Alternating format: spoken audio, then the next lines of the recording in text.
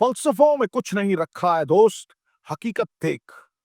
इस test match को draw करना सीरीज को जिंदा रखने की शर्त है।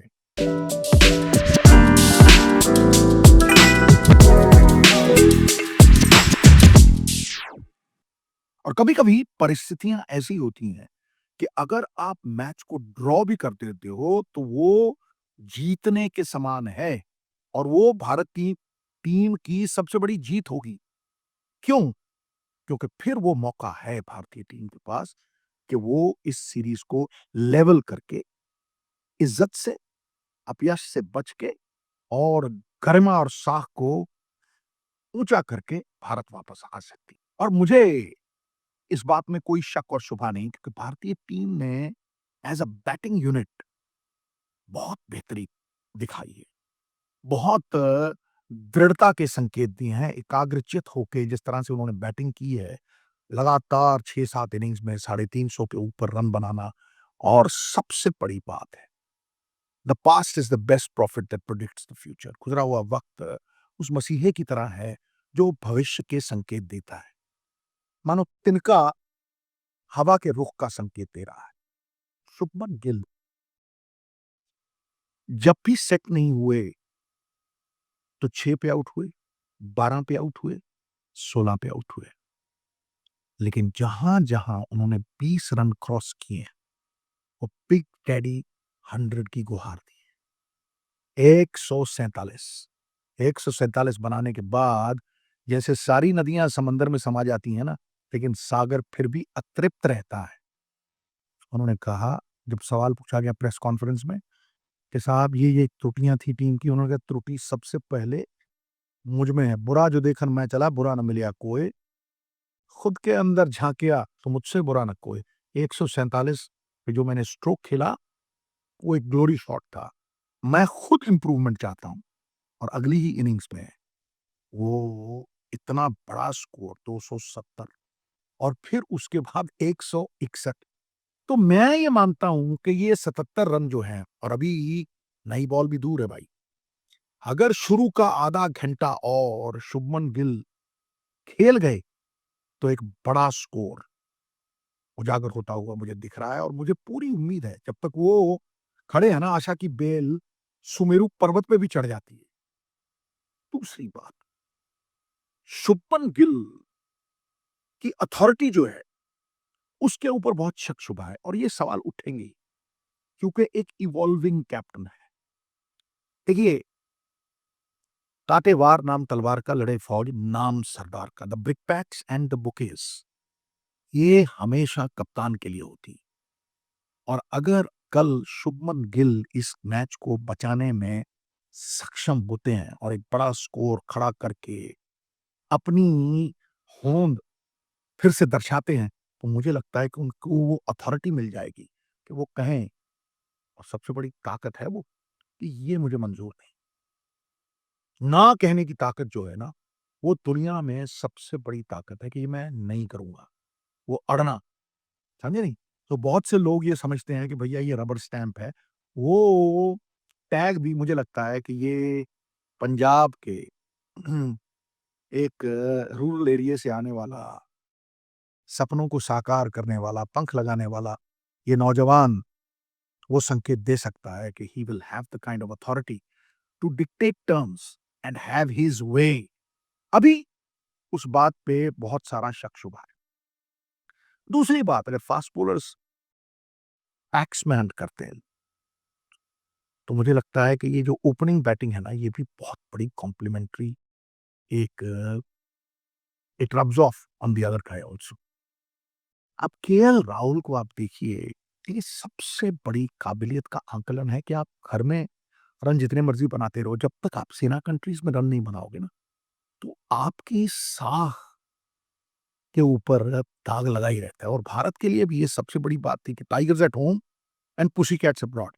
लेकिन इस बंदे ने 10 टेस्ट मैच 100 सारे विदेशों में बनाए हैं।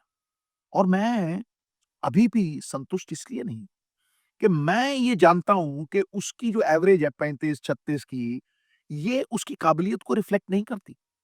ये वो आईना नहीं है जिसमें मैं ये देख के कह सकूं कि यार ये केएल राहुल की एबिलिटी को रिफ्लेक्ट करता है ना? बहुत स्कोप है, क्योंकि जिस तरह की उनकी टेक्निक है, उनकी काबिलियत है, ये लड़ाई उनकी खुद के साथ है, और ये जो मानसिक मनोबल है उनका, ये जैसे-जैसे और बढ़ता जाएगा, आप देखेंगे कि केएल राहुल एक अजय दुर्ग की तरह, एक अनकॉन्करेबल, इंडेफैटिगेबल फोर्ट की तरह अधिक खड़े दिखेंगे आपको। और मैं हजार बार भी दोहरा सकता हूं कि ओपन करना, कुछ रिस्पॉन्सिबिलिटी को निभाना, खास तौर पे टेस्ट मैचों में, ये बहुत ही बड़ा कार्य है। और उस पे पूरी तरह से, उस कसौटी पे, ओपन करने की कसौटी पे, खास तौर पे विदेशों में खड़े उतरे। तो आज मुझे लगा कि ये जो दोनों महासागर मिले ना, मैं और सनी भाई गए थे, यहाँ 2 महासागर मिलते हैं। हम लोग टूर पे गए थे और वहाँ शांति इतनी थी ना, इतनी शांति थी। देखिए 2 नदियाँ मिलती है ना, वेग बढ़ता है, भाई आवाज़ आती है। लेकिन जहाँ 2 सागर मिलते हैं ना, गहराई भी नापी नहीं जाती। वहाँ जहाज भी नहीं कोई उतरता है, क्योंकि वो ताकत की पराकाष्ठा है। वो शांति आज मुझे फिर दिल में दिखी। अब आप देखिए, बेर और कांटा एक ही पेड़ पे एक साथ उगते हैं। आप भाई-भाई कह सकते हो। एक चुभता है, दूसरा मीठा है। स्वभाव अलग है। No one can part with his individuality and become that of another. इस दुनिया में 2 बंदों के फिंगरप्रिंट एक जैसे नहीं है भाई। इसलिए वो विराट कोहली की तरह एजिटेट होके गुस्सा दिखाना, वो शुभमन गिल के लिए यमराज का सिंहासन है। यमराज का सिंहासन मतलब बुद्धि घास चरने चली गई, समझे? लेकिन ये जो शांत स्वभाव से आज जैसे ही खेलने लगते हैं, तो ऐसा लगता है कि यार पल्ला जो है वो 1 फुट का हो गया है। गेंद बीट नहीं होता है बंदा, और ऐसे खड़ा, हालाँकि कैच छूटा, वो part and parcel of the game है। किस्मत भी बहादुरों के ऊपर ही मुस्कुराती है गुरु। God is always on the side of the strongest battalions. ये जज्बा to have the tenacity to cloud of a difficult situation, और अपनी टीम को उदाहरण के साथ आगे करा। आप बेन स्टोक्स को देखिए, गुरु 5 विकेट भी ले लिए, 100 भी बना दिया, समझे? जब कप्तान is leading from the front, Edgbaston में क्या हुआ? जब कप्तान ने वो बड़ा 200 खड़ा कर दिया ना, तो हुआ ये कि आपकी ऑर्डिनरी लगने वाली बॉलिंग भी जो है ना, वो एक्स्ट्रा ऑर्डिनरी लगने लगी। ऐसा लगा दांत उगाए, जिस बिल में हाथों नाक फूंकार रहे थे, है कि नहीं? वो इफेक्ट होता है जब कप्तान तगड़ा खेलता है, आपकी बॉलिंग भी दुगनी तिगनी हो जाती है। तो ये बड़े अच्छे संकेत हैं कि शुभमन गिल और केएल राहुल दोनों टेक्निकली बहुत साउंड। और आज जो भारत की प्रॉब्लम थी ना, जो भारत प्रॉब्लम फेस कर रहा है, जो मैं बारंबार जिक्र करता हूं, कुलदीप, गुरु आज देख लो, बेन स्टोक्स ने गेंद नहीं डाली, इंग्लैंड का अटैक बिल्कुल पैदल लग रहा था। वो चौथा बॉलर कितना अहम है। शायद कल फिट होके वापस आए, और मुझे लगता है कि अगर आधा पौना घंटा खेल गए, तो Ben Stokes will not risk an injury, क्योंकि वो भी जीत के बैठे हैं। उन्हें भी पता है कि इनिशिएटिव हमने नहीं लेना, भारत ने लेना है। लेकिन बेन स्टोक्स क्या करे, वो आपके मन पे खेलता है। वो एक फील्डर ऐसा लगा देगा। आज मैंने देखा, उसने एक फील्डर लगाया हुआ था हेलमेट पहन के, बिल्कुल शॉर्ट गली, मैंने वो फील्डर देखा ही नहीं कभी। लेकिन उस फील्डर का बहुत से लोग समझ नहीं पाते मकसद क्या है। भैया मैं जब बैटिंग करता था, मैं अपना बता सकता हूँ, मैं जब बैटिंग करता था ना, कोई शॉट सिली पॉइंट लगा हो या कोई ऐसा फील्डर लगा, मुझे लगता था यार एज लगा ना तो पकड़ लेगा, सामने डाइव मार के पकड़ लेगा। तो मैं फिर कहीं न कहीं रिस्क लेके शॉट खेलता था कि फ़ील्ड फैल जाए, जो आजकल ऋषभ पंत करता है। और एक बार वो फैल गई ना, और आपका सिली पॉइंट, विली पॉइंट, फिर मैं कह रहा, आ जा पुत्र, हुन तो मेरे रडार च है, अब नहीं छोड़ूँगा तुझे। तो वो प्लेइंग ऑन द माइंड, जिस तरह वो साई सुदर्शन के साथ खेलता है, धीरे-धीरे शुभमन गिल भी करने लगे हैं। लेकिन ये 2 कप्तानों की गाथा है, और कप्तान किस तरह से कमज़ोरियों को ताकत में तब्दील करता है, राह की बाधा को सफलता की सीढ़ी बनाता है। And in the case of Shubman Gill, disaster to triumph. क्योंकि आप ये समझ लीजिए कि एक यंग टीम है, यहाँ सब्र तो करना पड़ेगा। कोई ओवरनाइट किसी ने रोम खड़ा नहीं कर दिया था।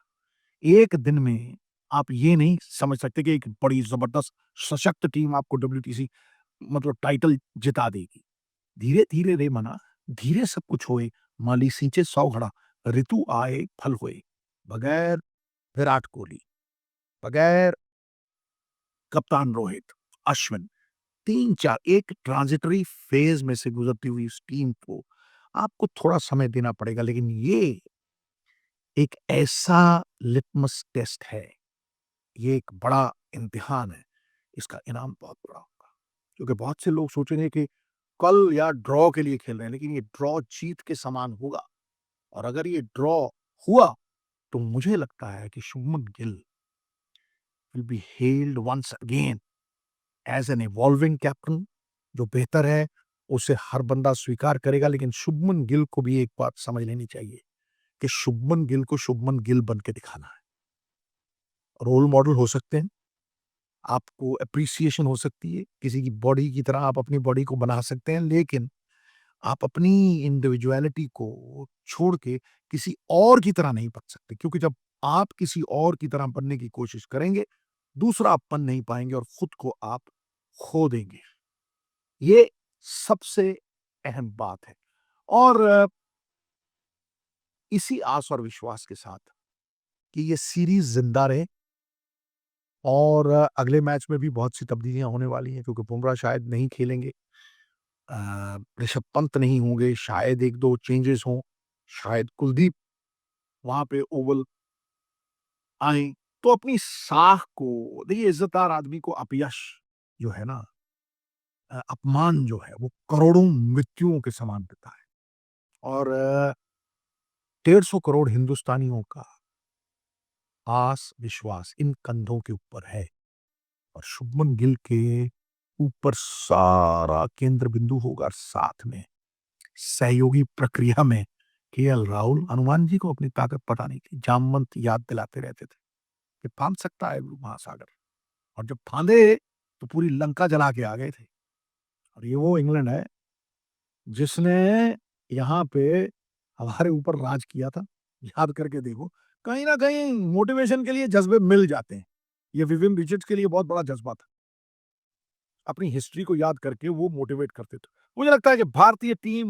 मोटिवेट करके भीतर जज्बे जगा के विश्वास की लौ जगा के कल इस मैच को बचाने में पूरी तरह से सक्षम सिद्ध होगी और क्षमता भी है उनमें I wish them well hope से बड़ी इस दुनिया में कोई तोप नहीं it sees the invisible conquers the impossible.